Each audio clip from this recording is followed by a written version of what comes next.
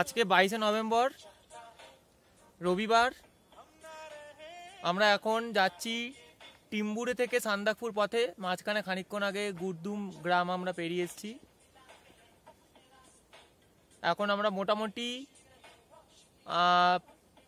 2000 থেকে 2500 মিটার অল্টিটিউডের, মোটামুটি 2500 মিটার অল্টিটিউডের মধ্যে রয়েছি। সান্দাকপুরে আমরা পৌঁছাবো বিকেলের মধ্যে। আশেপাশে ঘন জঙ্গল,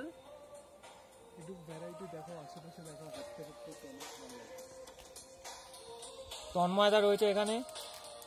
তন্ময়দা কিছু বলো। আমরা বেশ এনজয় করে করে জার্নিটাকে এগিয়ে নিয়ে যাচ্ছি।